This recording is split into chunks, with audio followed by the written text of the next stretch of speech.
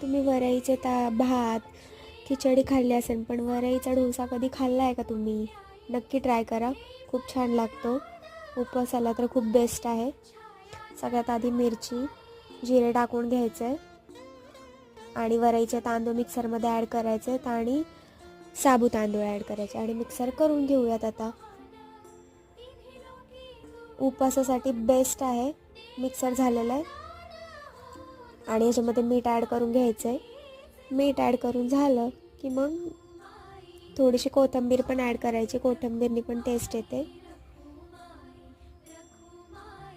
कोथिंबीर ॲड करून झालेली आहे. थोडंसं ऑइल लावून घ्यायचं आहे तव्याला आणि मग डोसे आपले बनवून घ्यायचे. किती सुंदर डोसे होतात आहेत बघा. आणि चिकटत पण नाहीत ते, व्यवस्थित खूप हलक्या हाताने निघतात. Thank you for watching my video.